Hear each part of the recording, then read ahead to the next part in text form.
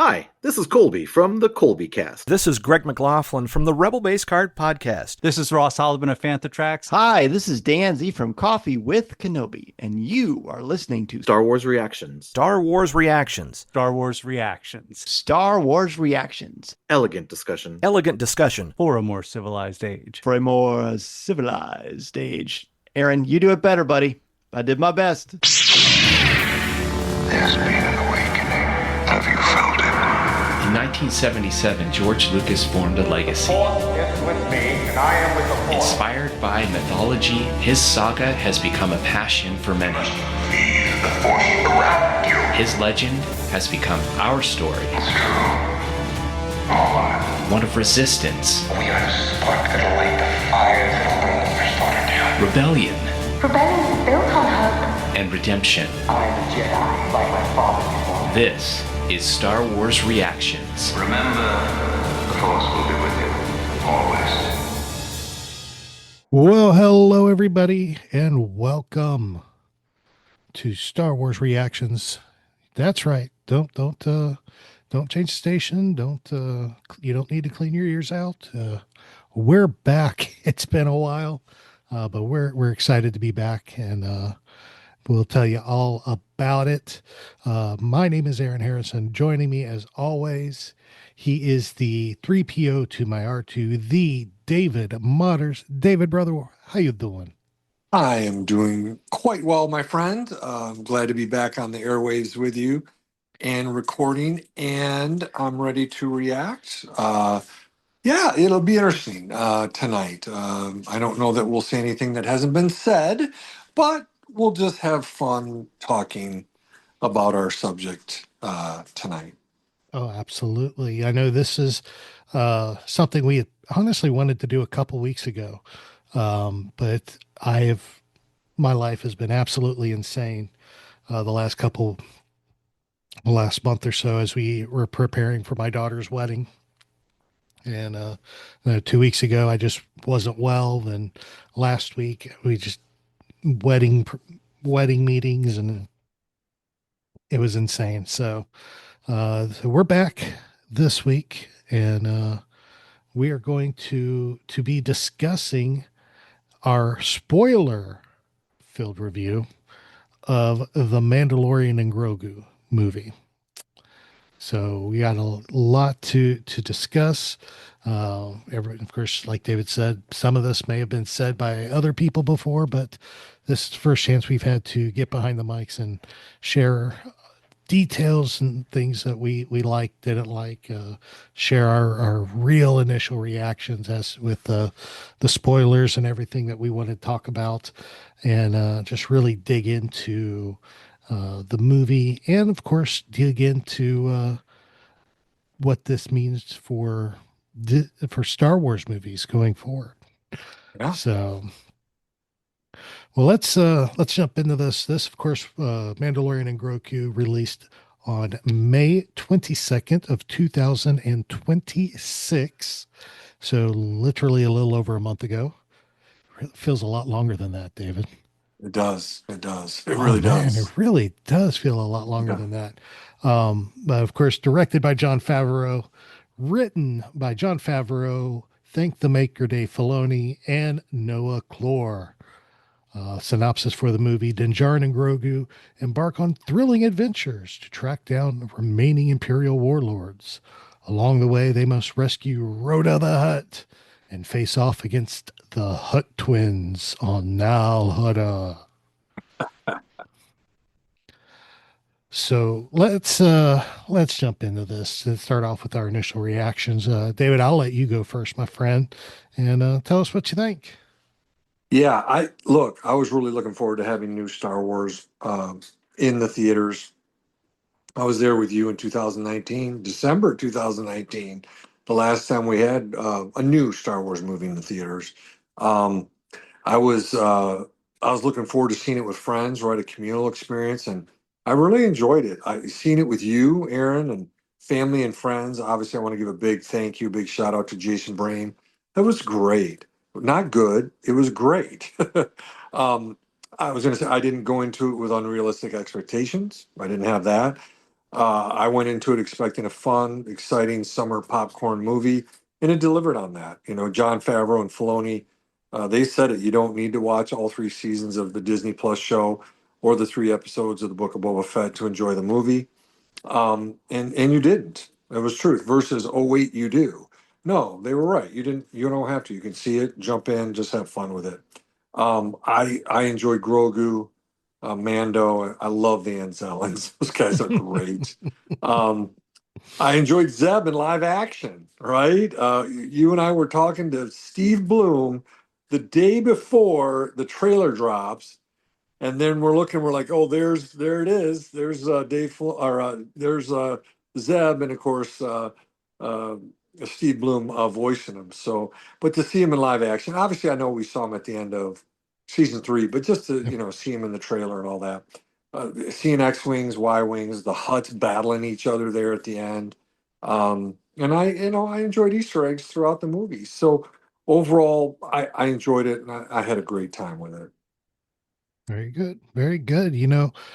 For me, I gotta echo a lot of what you said. It was fun having Star Wars in the theaters again. And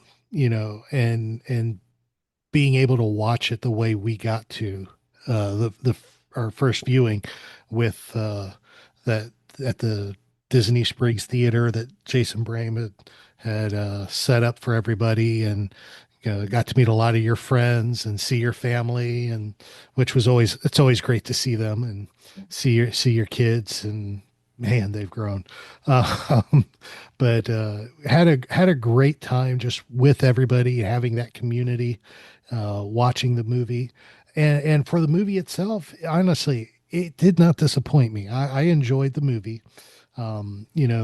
Everybody said beforehand, and all the press beforehand, they're like, this is just a good summer popcorn movie. It's not designed to be a big plot story pushing thing, and it didn't have to be. It was just really a good popcorn movie. A lot of action, a lot of fun. There were some great laughs. There was some heartfelt moments, and it was great if you had not seen Star Wars or seen any of the Mando, or seen the Clone Wars, because there's a lot of Clone Wars nods in there.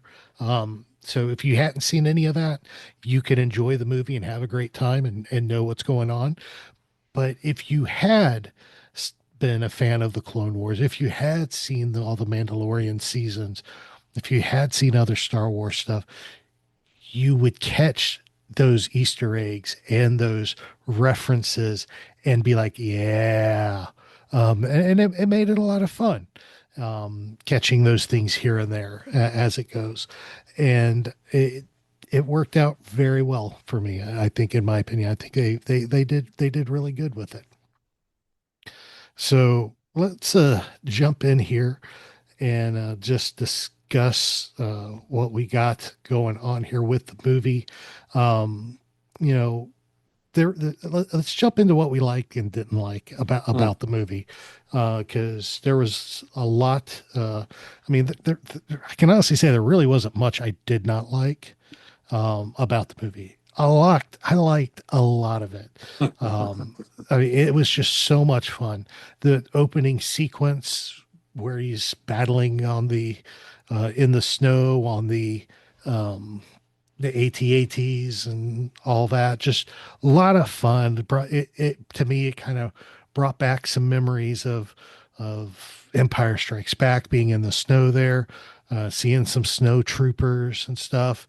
But then it also brought back memories of the Clone Wars, because you have the AT-ATs walking on that thin ledge on the cliff, and you see that in the Clone Wars with the Republic walkers there on Ryloth, yes.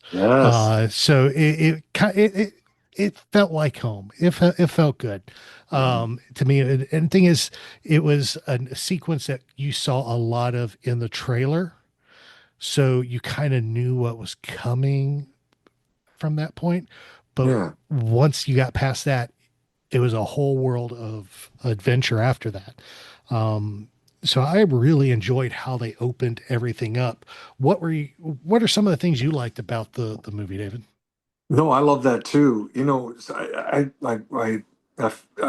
and I both. I fancy myself as a pretty detailed, Star Wars fan. But there was stuff, that you guys were pointing out, or even Greg from Robo Base Card Podcast, like that INT, right, that shoots out of the side of the AT-AT Walker is like a little mini rig. Is that right, brother?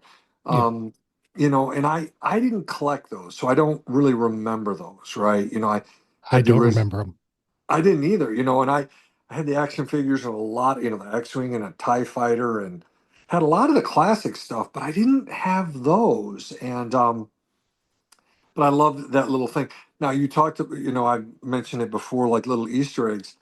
Now, my daughter wanted to go back and watch all three seasons, Mhm. because she wanted to catch up anyways. And we watched the 3 episodes of the Book of Boba Fett. But the end of season 3, you see the Shadow Council and Moff Gideon talking to them, and you realize that in the holograms around Moff Gideon, one of them is this guy on the snow planet. He's one of the Imperial warlords that you do see there. And so, little Easter egg like that. Now, again, if you haven't seen that, you're like, oh, here's an Imperial warlord and he's a bad guy and he got killed. But it was kind of cool to see that.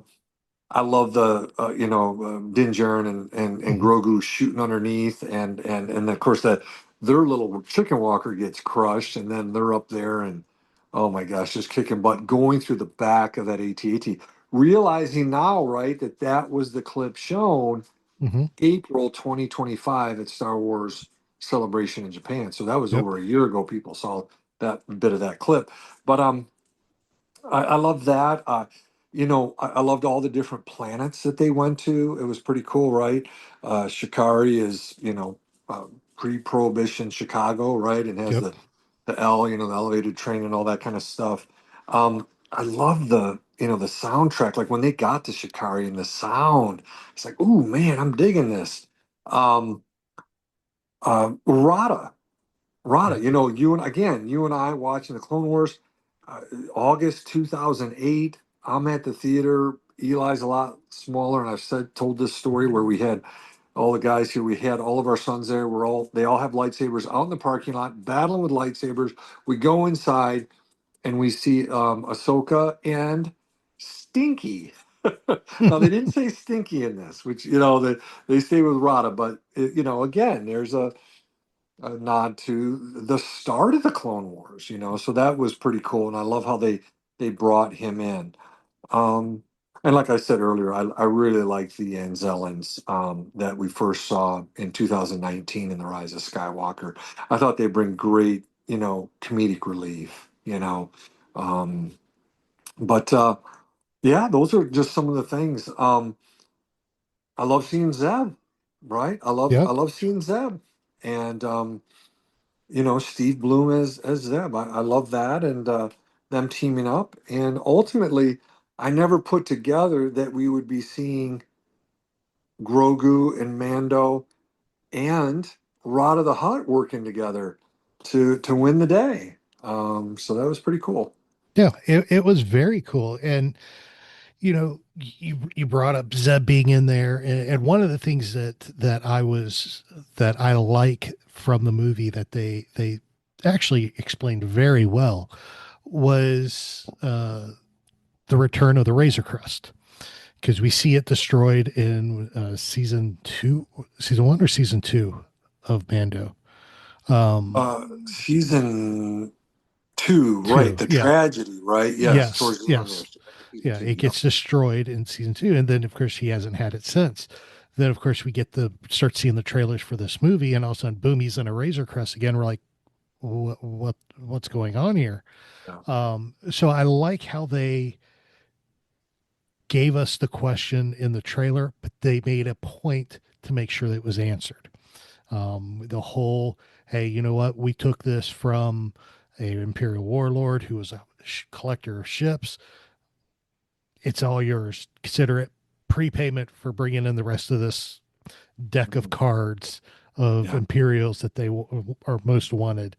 Um, So I like how they explained that, which was very cool because they didn't leave you hanging as to where it came from or anything like that. Um, Sigourney Weaver's character, loved her. I thought she was a great officer in the New Republic. She was fun. She was she was straight to the point, and I love how she handled Grogu too. You know, she's having a serious conversation with Mando and missions and everything, and Grogu's using the Force to kind of pull the plate of food away from her, and she just grabs it and pulls it back without taking her eyes off of Mando in the discussion. It was perfect. I mean, it's like, okay, she's dealt with this kid before. He has dealt with him before. and it was a lot of fun. She did great. Then of course seeing her piloting an X-wing as well later in the movie, perfect. So much fun.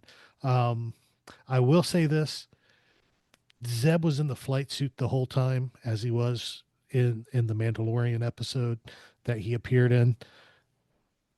We see him fly the U-wing. Razor Crest. We see him fly a U-wing. Yeah. Why is he in the flight suit? He doesn't need a flight suit for either of those ships. What I want to know, what fighter do they have where the cockpit is big enough for Zeb? Yeah. That's literally the question I've walked away with from this movie. And especially after seeing him in season 3, then of course now in the movie, what ship is he flying that requires him to wear a flight suit? I'm sorry. No, I know. Yeah, I hear you. I hear you. But I loved it. I think the soundtrack, you mentioned the soundtrack. Ludwig Göransson, man, really outdid himself with this soundtrack. He always did great work on Mandalorian, on Book of Boba Fett. He did great work there, and he really stepped up his game for the movie, bringing in his themes from the show, adding new themes, and I mean, just very energetic, very, very optimistic too.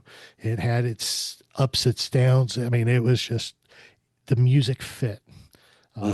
It's not John Williams, but he did fantastic. No argument for me. I have no problem with him doing another one. Yeah, absolutely. No problem whatsoever. Yeah. Now, Rhoda. I want to talk about Rhoda. Of course, one of the missions that that Mando has is to get some information on a Imperial warlord who is only known by a code name. Nobody knows what he looks like. Nobody has ever seen him. Nobody knows him. So, but the Hutts apparently know who this guy is, and they're willing to trade information for return of Rhoda. And of course, the twins are like, "You bring us Rhoda, we'll take you." Well, of course, Mando's man of the galaxy, and understands that bringing Rhoda back will mean Rhoda's death, because the twins just want to get Jabba's heir out of the way, and that way there's no dispute over Jabba's territory, which Boba Fett is running. Yeah. And the twins are maybe trying to pull back in some of that back in, I guess. Yeah, who knows? But of course, he is essentially he's a gladiator in these fighting pits, and I really want to talk about the last fight that happens, because we see Rhoda get matched up against Mando, and they're supposed to fight to the death, and then they end up in what they call a Djarin match. Yes. Which, if you are a fan of Star Wars at all, you know what the Djarin table is. It's that game from A New Hope where R2 is playing Chewie and 3PO suggests a new strategy. Let the Wookiee win. That's right. Yeah. But and I love how the battle pit resembled the Jarek table. Then all the creatures that came in were creatures from the Jarek table.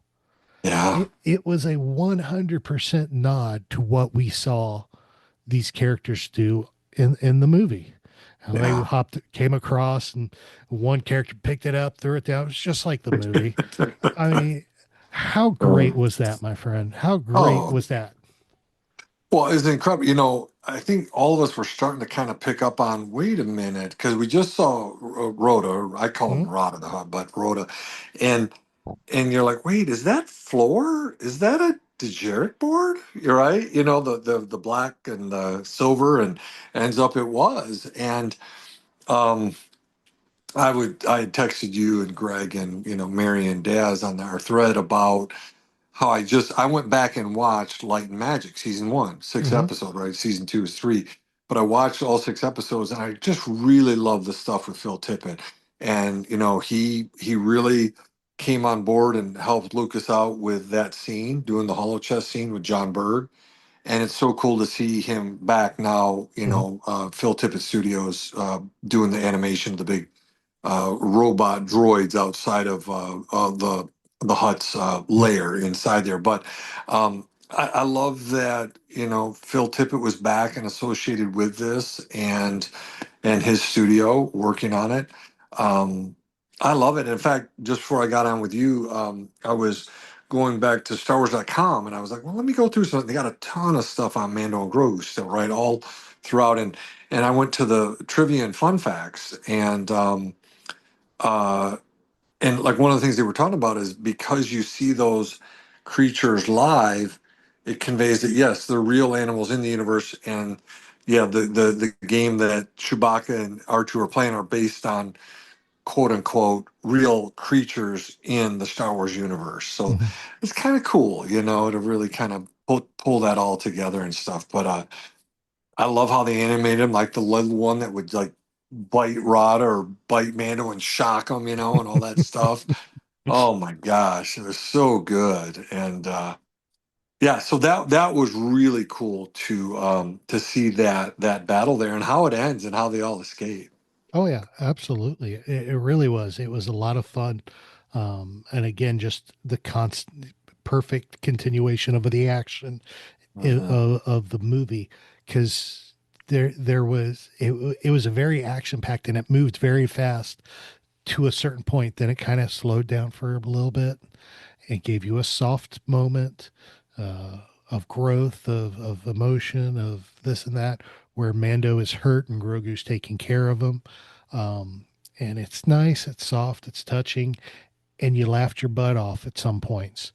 Like when Grogu built the shelter, which looked like Mm. a small version of Yoda's hut, Yeah, I know. which was great. His little mud hut. Yeah.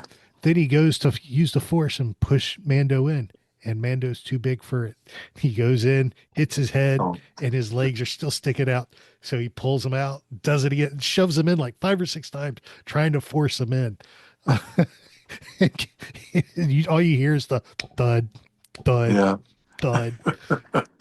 It was hysterical. Mhm. But then, of course, he just builds around him, covers him with leaves and stuff. But that was a lot of fun too. Um, Having that bonding moment between Mando and Grogu, Yeah.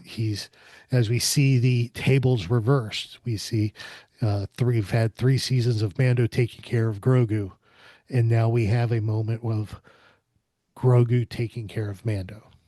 Right. Well, like the what you hear Mando say in the trailer, right?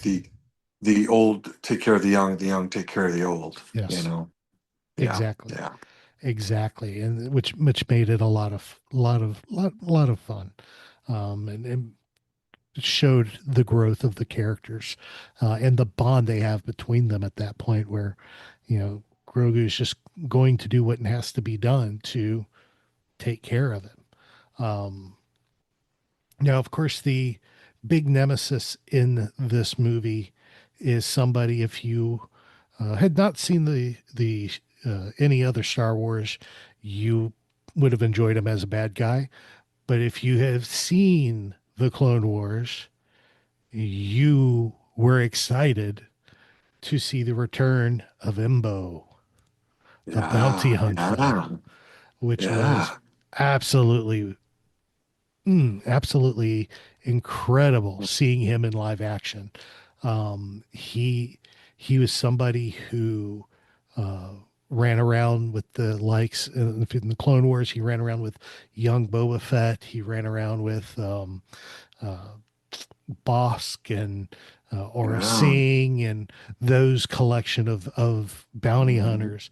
And so he's well known in the Clone Wars era. So it's nice to know he survived through the Imperial Age and the Revolution, the rebellion, I should say. But how did you feel about the return of Embo in this movie? Yeah, I guess I kind of saw him tilted as more of a good guy in the Clone Wars, and kind of helping the other bounty hunters kind of go against, I don't know, some bad guys and stuff. But in this one, I definitely think of him as more bad, working for, the Hutt twins, and I don't know, I like him, and I was just like, why are you working for them, man? And then you realize, well, he's a bounty hunter, So the way they did it, and he runs and scales Mando's bungalow. He's up on top, and uses a flash bomb and all that stuff, and uses his helmet. I love his helmet. It's like I don't know. It's like, what it reminds me of is like kind of I don't know, we kind of call them the flying saucers that we jump on and go down the sledding, and he does that in, I think, one of the episodes. But yeah, it's blaster proof, and so I really, really liked it. In fact, I was reading the fun facts again. The dog with him is not Marok, the one that we see in the Clone Wars. They say this one is called Kaibo, another one of the same species. Yes. Just as a little fun fact. But I like seeing him, and I get it. I think he played a really good role. It's like he's a bounty hunter. He's like Boba Fett. He's like, those other ones, like you said, hanging out with Latz Razi and a young Boba Fett and Bosk. And like, look, I'll just pay me. I'll do the job, But I thought he was pretty cool. I heard some people kind of not liking the CG of him, thought he might look a little too CG. I thought he was done really well, and his ship was really cool. Oh yeah, I thought it was really cool. I didn't have an issue with the CGI of him, because he's one of those characters you have to do some CGI on him.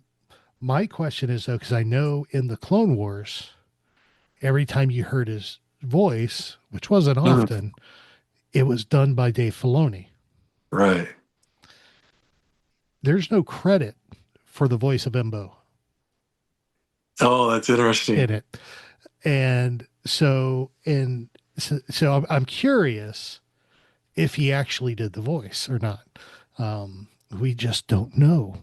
Well, probably, because, you think about with Chopper, it wasn't Chopper as himself, right? They didn't list it for the longest time. So, well, they listed it like that till the finale. Yeah. It was the finale before they finally said Dave Filoni is Chopper. And they'll probably do the same thing with Embo, I would think, just to have fun with it. Yeah. Yeah. So it was fun. I enjoyed seeing him. I would love to know if he was if Dave did the voice, but we do know Dave showed up as Trapper Wolf. Yeah. In it, we got to see a lot of cameos in this, and we saw a lot of them right up front in the cantina there on Delphi base. Yeah. Of course, we see Rick Famuyiwa as Jib Dodger. We see Dave Filoni as Trapper Wolf. We know Paul Sung-Hyun Lee shows back up as as Carson Teva. Of course, Deborah Chow's in there. Doug Chang is in there as a New Republic operative. It's just a lot of great cameos in this. But then there are cameos you don't recognize unless you're looking for, like Martin Scorsese, the great director, Martin Scorsese, voicing Hugo Durant there on the planet. Uh, it just great, Yeah. great people doing some incredible work in there, which is just, I loved it. It worked out for me. But I will say, when they panned the crowd inside the cantina there at Yeah. Adelphi, first thing I saw was Filoni's cowboy hat. Yeah. And I love the fact he got away with wearing his cowboy hat in the movie. Oh, I Yeah. loved it. I loved it. Then, of course, it's not a Star Wars movie without Anthony Daniels. Yes. Yes. And Yeah. Usually we see C3PO, but at least here we hear his voice. we do. We hear him. He's an air traffic control droid that we hear at one point in the movie. So that was fun. So he continues his Streak. streak of being in Star Wars movies. Yeah. Every single one. Every single one. He hasn't missed one yet. Yeah. Yeah. So it'll be interesting to see where it goes from here. So as for, obviously there's a lot we like about this movie. Yeah. Now there's,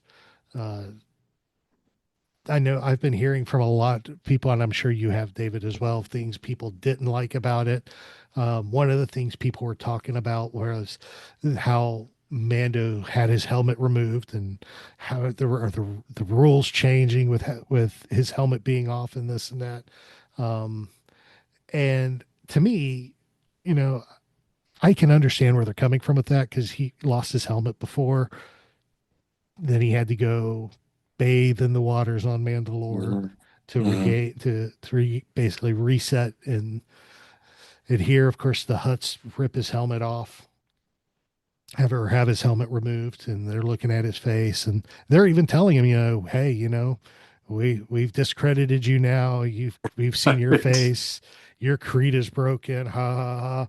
Then Mando's like, well, assuming you survive. Right. Right. I mean, Well, right. It makes you nervous. Like, well, wait, okay, if the helmet falls off and you're in a Delphi base, do you have to kill all of them, or can you just go back to the bathe in the living waters? I hope you don't have to kill all of the fellow pilots. Grogu's there, Colonel Ward, etc. You know what I'm saying? yeah.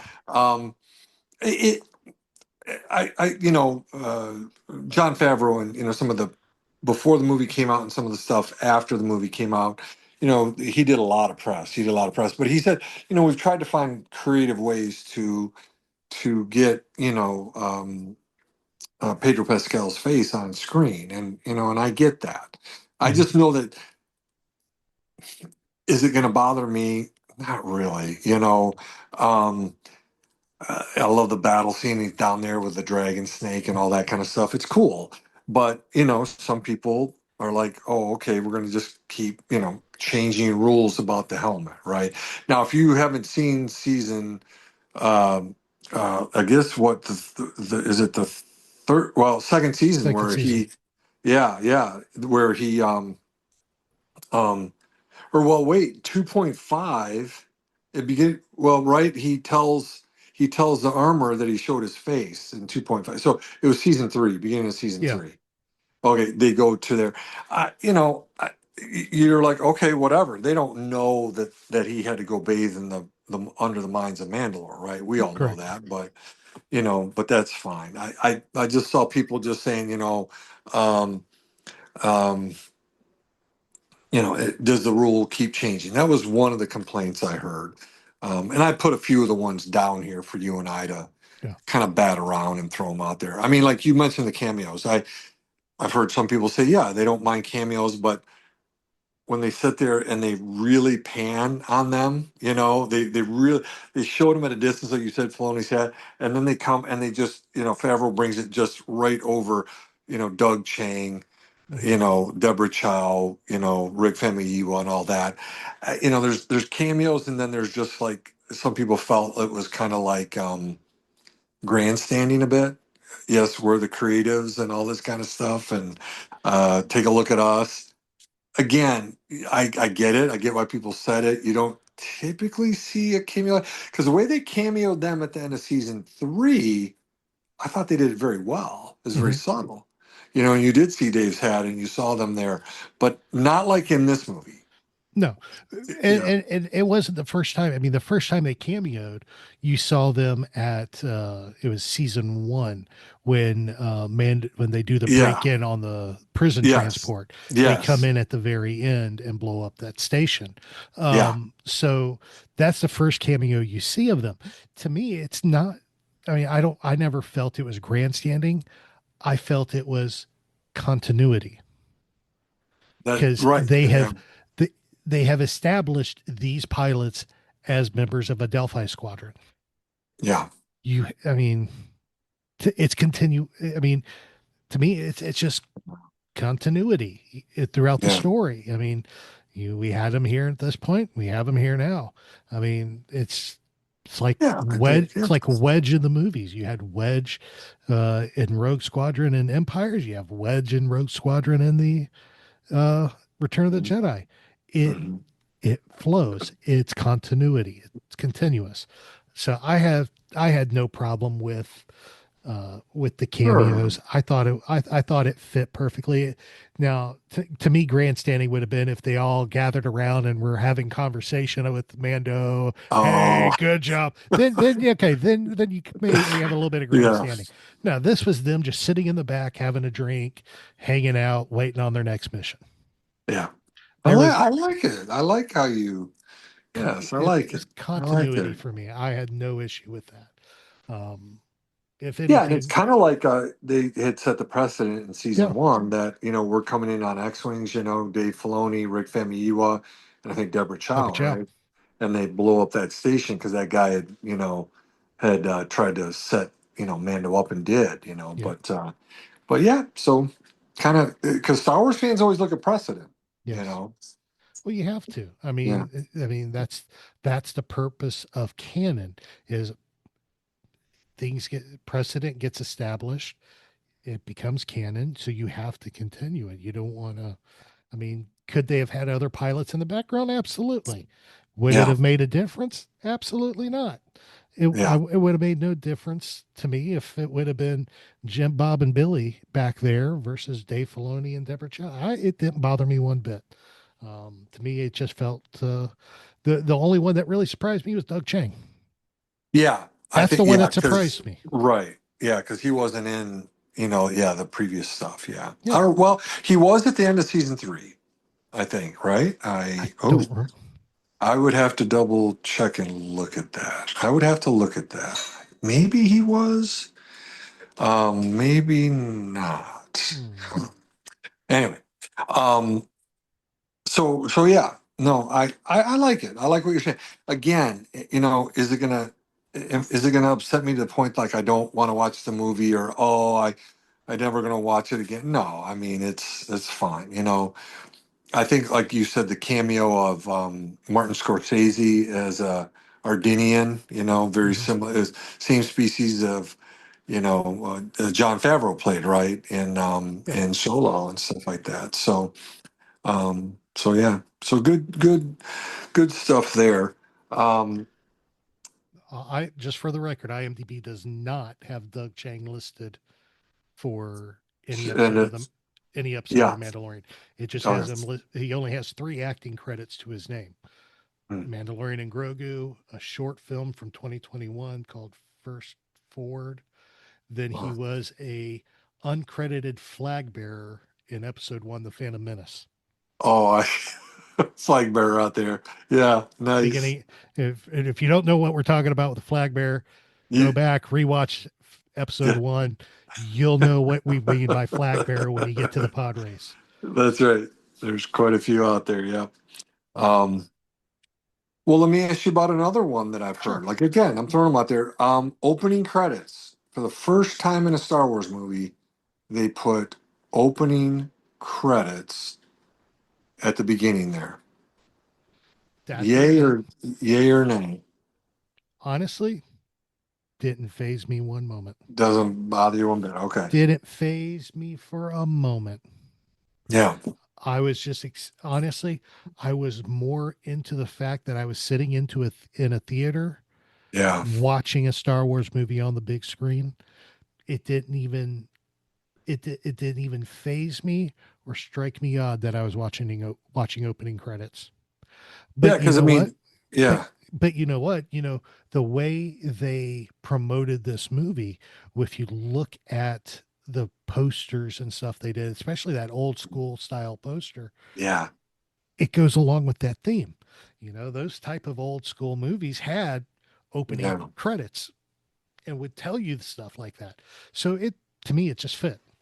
Yeah. It fit. I Well, did thought nothing of it. well, and I think when I was sitting there with you watching it, I was so glued on the X-wings and them flying. I didn't really look. The second time I saw it, I looked at it more closely because I had looked before at the scenery and, in Delphi base. The first time with you, I'm just looking at the ships, not really looking at the names a whole lot. But I've seen some people who said it breaks the myth. It goes against what George fought so hard to do. And again, I'm just throwing it out there, and and so on, and people, a few people saying, you go in episode 4, you're just dropped right in, and Lucas really didn't want names in that, and you can see why. But yeah, I mean, I just heard a few people saying that. Now, I will say this, and it looks like maybe this will be the case. Is you remember in Solo they didn't have a scroll, they didn't have that opening crawl, Yeah. and they had some information, and same thing here, they had information but not a crawl. And I hope, and it sounds like what they're going to do is with Saga movies, like Have a with this scroll. Kinberg, they're going to stay with the crawl, but maybe for these kind of movies just have that. I like that. I like Yeah. just the information at the beginning that's not a crawl. Yeah. I think that's pretty cool.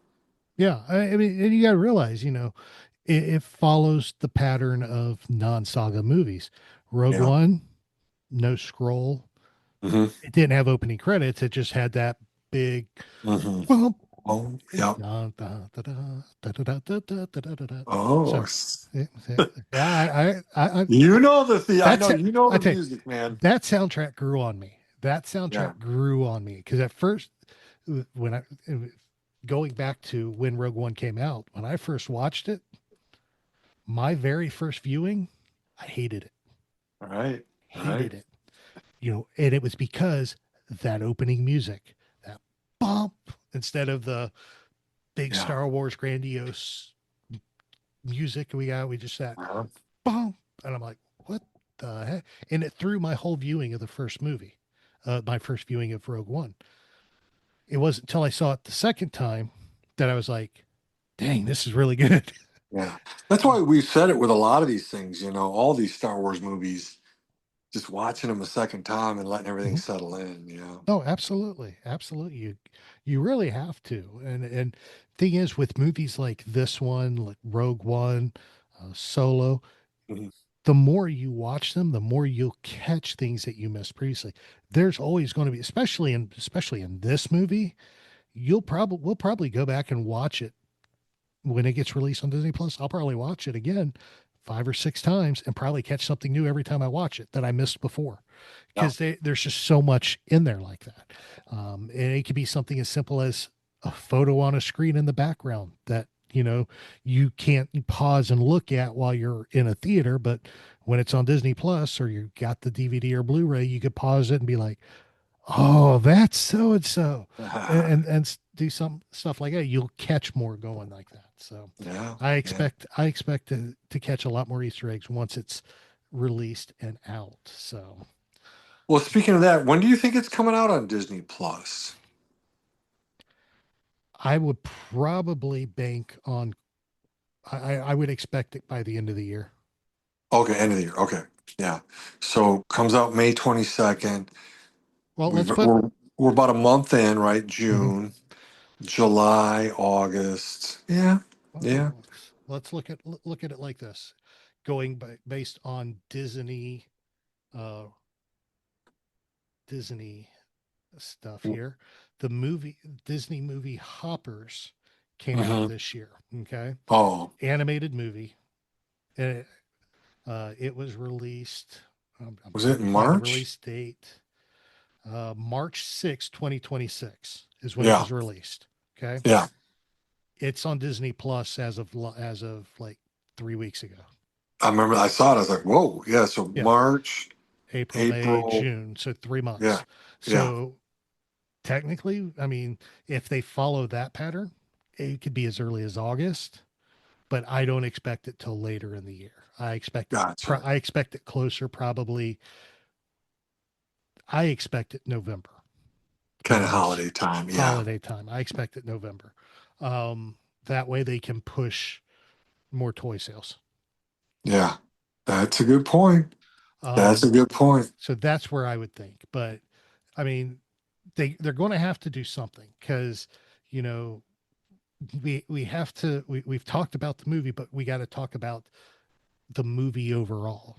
Yeah. How this is going to affect the saga, because right now, with the way movies are reacting in theaters, it is very volatile right now in the movie, in the cinematic motion picture universe.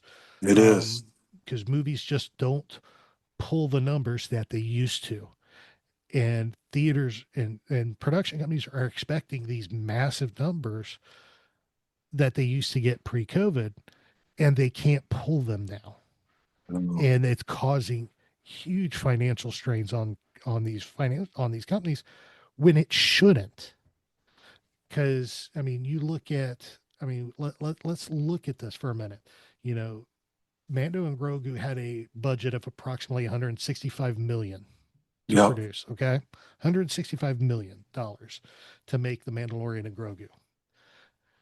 The latest number I have, which I pulled it to this evening, has it grossing 323.3 million globally. Okay, Yeah.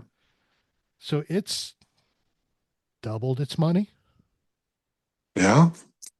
Because which even isn't. Iger said, keep it under 200 million, right? We're not going Yeah, to spend a lot. Get this together, yeah. put out that for under 200 million, right? And it ended up being 165. Yeah. 165 was the total. So she has made 173.3 million domestically in the domestic US, 150 million globally, or internationally, I should say. So Yeah. altogether 223.3 million. That's not a bad pull for a movie. You've Yeah. doubled the cost. I mean, you've got made your money back and more. Yeah. And And not just yeah. like, I'm not, I mean, by more, I'm meaning you're not just, you made 165 million, 166 million. Technically, you've made your money back plus some. No, you have almost doubled, if not Yeah. doubled, your total cost to make it. You've made your money back and doubled it. That's success. Yeah, well, in the They, merch from Grogu, he's already yes, earned over $1 billion apparently for Disney this, in merchandise. yeah, Yeah. and this is just box office results. This doesn't include anything from the merchandise sales or anything like that. So it's probably higher than that globe altogether with numbers. This is just box office numbers. Yeah. Hollywood, if Hollywood is going to survive, and they need to reevaluate what they consider success, Oh yeah. because You you're gotta. not Yeah. going to get a Avengers Endgame result on a movie like this. Or even, you think about Force Awakens, Exactly. Last Jedi, and even Rise of Skywalker. Yeah. Rise of Skywalker was in December, right before COVID hit, fortunately for it. And they all three of those made a lot of money, even though there's, critically panned, And some, and stuff. But all three of them made a lot of money. And yeah, I heard this is probably what, 4, 5, 6, 7 years ago, a pastor here in Ocala did a sermon called "The Attention Economy." That's what we're in, and people's attention is split everywhere, from their phones to tablets to you and I talked about people not going to the theater. Like, well, I deal with it. Let me just wait till something comes out on HBO Max, Disney Plus, Paramount Plus, you name Yeah. it. I was asking my son, because we saw Superman last summer, and Mhm. this summer Supergirl's coming out, and I said, "What are you hearing?" And he said, "Well, I heard it's pretty good, and critics seem to like it, but box office, like I think of pre-sales, right? We Mhm. obviously did ours, for Mando and Grogu at Disney Springs there with Jason and all of our friends and family and stuff, but it sounds like he said it's not very good. It doesn't look like right now. And who knows? Maybe that'll, you know what I'm saying? Yeah, I know what you're saying. I know what you're saying. Yeah, And if you I'll shameless self plug here. If you want to know about Supergirl, yeah, my my co-host Mark, who on yeah, my other show, Mic'd Up Bros, yeah. he saw it already. He saw it Okay, at a fan event 2 days ago. okay. So actually, we're recording this on Thursday the 25th. He saw it Monday night. So Monday would have been that's not Monday. He saw it Monday the 22nd Okay. at a fan event, and he's he's very blunt with it. So, and he's a comic guy. Yeah, So if you want to hear what he thought about that, um, check that out. yeah, But yeah. he was, Well, again, I can yeah. see again.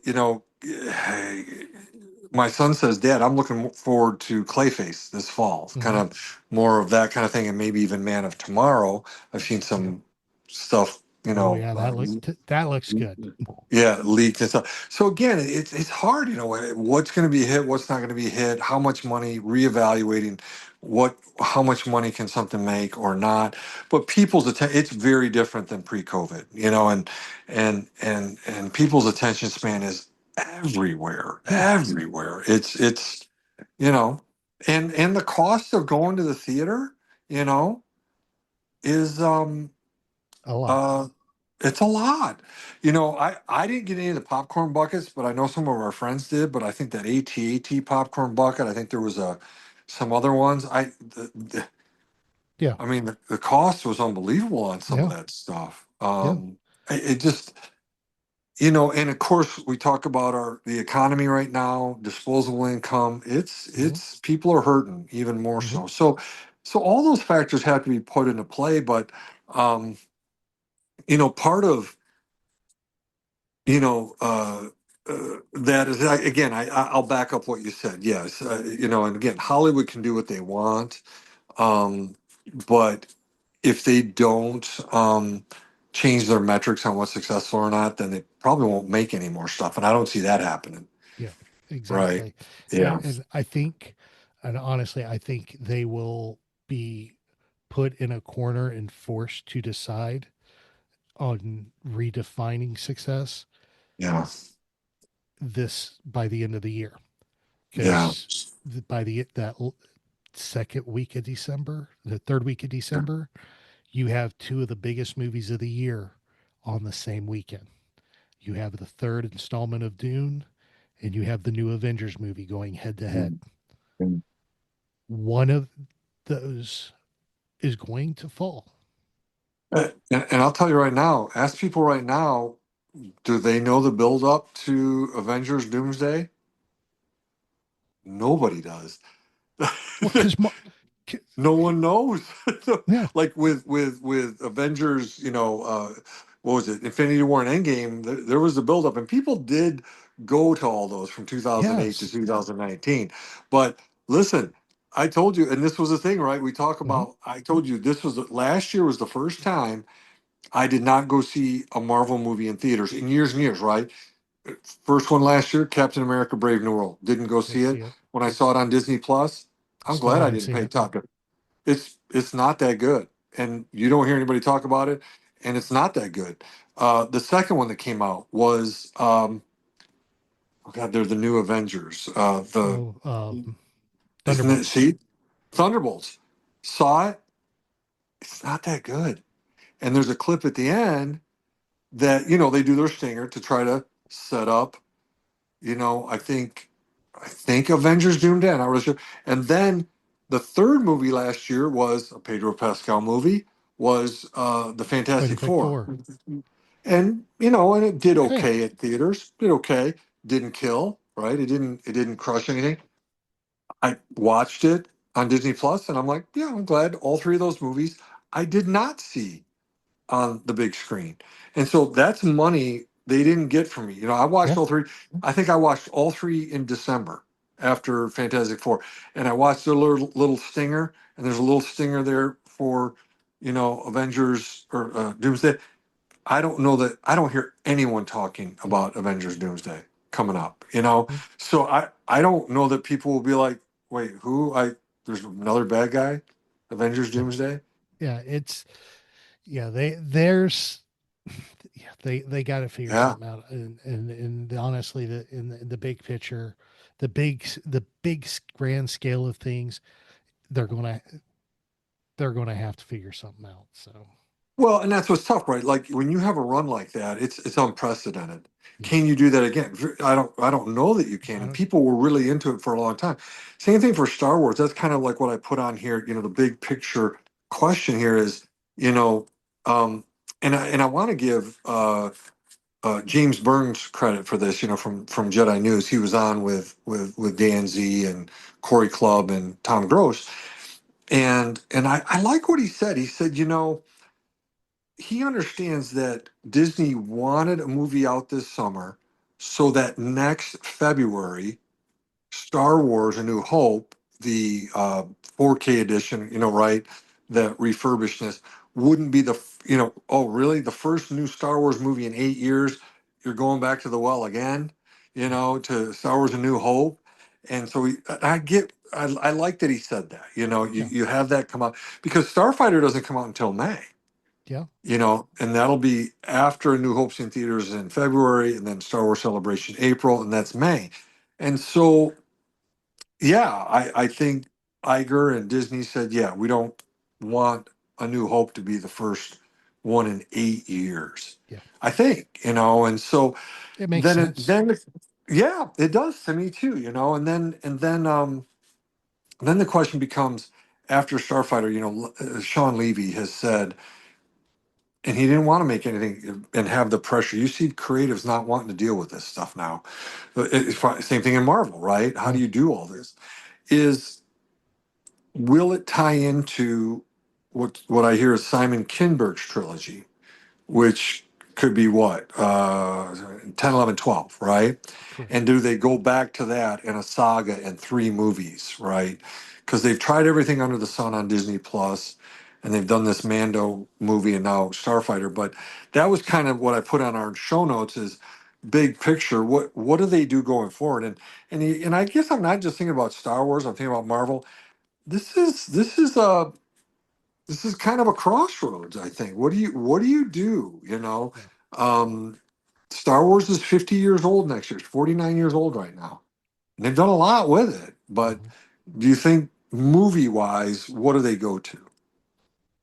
Yeah, I think that decision will be made after Starfighter. I think Yeah. they because they've taken established Disney Plus characters in Mando and Grogu, put them on the big screen, and they're seeing how it rolls. Next step, let's get some new characters out into the field that you haven't seen before, you haven't met before, see how they roll. Because they had success with Rogue One. Solo wasn't, they didn't consider a success, but you got new characters. You had a few new characters there, but it was established characters based on established characters. But you have Rogue One, which brought in all new characters, main characters, and was a huge box office success. They want to see if I think Starfighter is an attempt to see if they can duplicate that success. And if Yeah. they can, that's the direction they'll go. If they can't, it's going to be a reevaluation of the whole property at that point. I hear you. Yeah, good points. Yeah, I'm curious, because again, I'm not I'm not criticizing Marvel or Disney or Star Wars. I just think, like I said, in the attention economy, everything out there is working to get our attention, and it's more split than ever across the board. Yes. And so yeah, I'm from TikTok to social media to Hmm. tablets and TV shows and what people like, and you don't have to go to the theater. How do you get butts in seats? That's that's tough. Absolutely. Yeah, It is. yeah. It is. Well, we're running out of time here, so we want to start wrapping stuff up. Anything else you want to discuss before we go into final reactions? Uh, No, I don't think so. Looking at the notes, you and I really knocked this out. And again, you and I said it. I know a lot of people covered this. We're doing it a month later. I'm actually kind of glad we're Mhm. doing a month out, actually looking at it, right? And had a little bit more perspective and some time. I think it worked out to do it a little different. Most people, they had it the next day, right? Yeah. So I like that we did this, and I like what we're covering. But again, there was a lot of coverage, and people did a lot of really, really good coverage of it. And Yeah. so I was just glad to be able to talk to you about it, run some things by. And I think we were able to talk about some different stuff because we have a little bit of time behind us. Yeah, Yeah. absolutely, absolutely. The last thing I'm going to say before we go into final reactions is Grogu plus Anzellans equals comedic gold. They're so good. They're so good. Comedic gold. Oh, Bad yeah. baby. Bad baby. No squeezy. No squeezy. You go, baby. Yeah. To say I love Shirley Henderson even more, Oh my she's gosh. so good. She's so Nailed good. it. Absolutely nailed it. So, Yeah. all right. Well, let's go ahead and jump into final reactions. And since you kicked off initial, I'll kick off final. Final reactions for Mandalorian and Grogu. Honestly, to me, I thoroughly enjoyed the movie. I'm not going to lie. It was. I felt good going. I felt good going in. I felt better coming out. I enjoyed it. I laughed. I was on the edge of my seat. I it was great. I mean, there is nothing about this I really can complain about. I really enjoyed the production value. I enjoyed the story. I enjoyed being able to turn my mind off and enjoy Star Wars without having to break down and analyze how it's interacting with the plots elsewhere and how it all mixes in and everything. Because this is just simply a good old popcorn movie, popcorn action movies. All this was, Yep. and it suited it perfectly. It was what we needed for a time like this, and I loved it. I would see it again and again when it comes out. I will watch it again and again, and I will make sure it's added to the collection. Yeah. Yeah. So, but it was good. How about you, David? What are your final reactions? Yeah. I was going to actually pull in a talking point that I had, and you and I were hitting on this, even to start, but I wanted to pull it into my final reactions is you have to ask, right? What is the purpose of this movie? Your answer Hmm. to that will help you know whether you enjoyed this movie or not, right? Is the purpose to be a fun summer popcorn movie to try to bring in more casual fans? Hmm. Or is the purpose to further the lore, have character growth, and satisfy more hardcore fans? Yeah. Well, Favreau and Filoni said it's to be a fun summer popcorn movie. Hmm.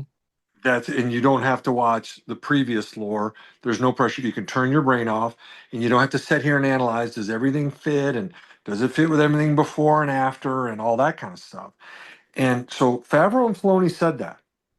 And it's the truth. And so because you and I went with what Favreau and Filoni said versus you need to make it the way we want you to make it. No, Favreau and Filoni are going to make it the way they want to make it. And that's what it is. And that's why I enjoy it like you do. Hmm. Um, so, you know, some people were upset that it didn't do that, right? And you were kind of mentioning all the previous stuff before and after and so on and so forth. But again, I took it for what the creative said it was and had a great time with it. And it was fun. And in fact, when I look back at this movie, even when I was sitting there with you, Yeah. what I could really see is Jon Favreau and Dave Filoni at 8, 9, 10 years old, playing with their Kenner action figures, Kenner Star Wars ships, and just creating a fun adventure in their backyard. And I did that with my sister and my brother, and I had the action figures, and they're worn down, and because we played with them, we didn't leave them on card. We played with them, and had a great time, and that's what it really struck me as. And I thought about this. Kind of one little thing. When I was sitting there with you and the movie ended and we were sitting there and the credits are rolling. And I said, "What do you think? Is there a stinger?" And we're all talking to each other and you said to me, "Well, if there is one, it's going to be Thrawn, probably, at Dathomir. Dathomir, right? With, these reanimated, witches that we saw at the end of Ahsoka season 1. But then they didn't do it again. And I thought about that because, like, you and I would love that. Yeah. But again, Dave Filoni and Jon Favreau, they could, but they stuck to what they said. Yes. It's a summer popcorn movie where you don't, because if they put that in, people will be like, wait, Aaron, Dave, or, any hardcore Star Wars fan, who's the blue guy with red eyes? Yeah. And what's the Dathomir witch? And why is that planet red? And we all know, Yeah. right? But they didn't do it. So even in the movie, but then also post credit, they didn't throw something in like that. Now I would have loved it. When you said it, I was like, yes, Yeah, that would have been great. I would love to see it. But truly, Jon Favreau and Dave Filoni did not want to introduce any of that. No confusing. Watch the show, enjoy it. We're not even going to put a stinger at the end to make it confusing. So I wanted to mention that too, and so on and so forth. But again, thoroughly enjoyed it, and I will watch it again and again on Disney Plus. Very good. Very good. Very good. Though, of course, we want to hear from you and see your thoughts on Mandalorian and Grogu. You can share them with us on all of our social medias. We're on Facebook and X at SW Reactions Pod. We're on Blue Sky, Instagram, and Pinterest, and Threads, and TikTok, and YouTube, all at SW Reactions. You can, of course, hit us up on our email, swreactions@gmail.com. And of course, you can leave us a voicemail at speakpipe.com/Star Wars Reactions. David, if somebody wants to talk Mando and Grogu with you or Star Wars in general, how would they go about doing that? Yeah, 2 places. Instagram, right? Just add David Motters. And then any of, what Aaron just mentioned, the show socials. Exactly. Of course, for me, you can hit me up on any of the show socials. Hey, I got it right. And of course, you can always hit me up on my personal X or Instagram at TA Harris 121079.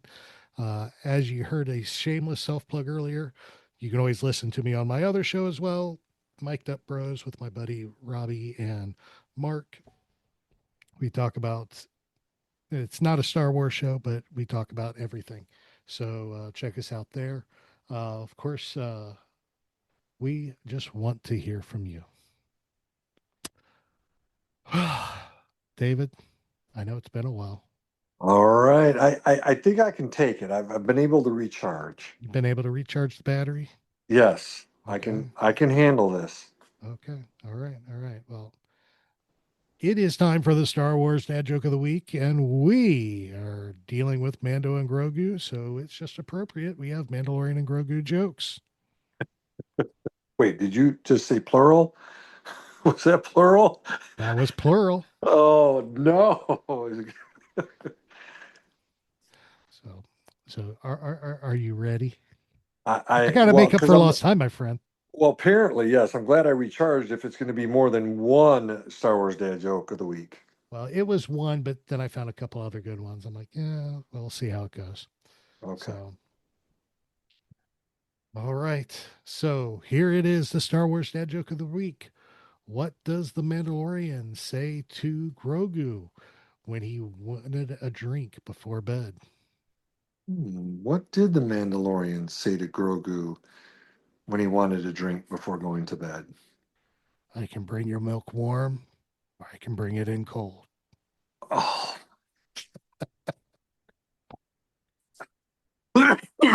Oh my gosh. That's actually pretty good. Dad jokes are worse, but that's pretty good. Oh my goodness. Of course, Grogu, of course, started off in the Jedi Temple, Yes, trained by the Jedi Masters. What did the Jedi Masters do to stop Grogu from throwing a temper tantrum? What did the Jedi Masters do to stop Grogu from throwing a temper tantrum? Do or do not. There is no cry. That's bad. That is a dad joke. There is no cry. Oh jeez. Oh, how many people just clicked off after two, right? Hit stop. But they would miss what, a third one? Is there a third one? When will Grogu say his first word? When will Grogu say his first word? After his second.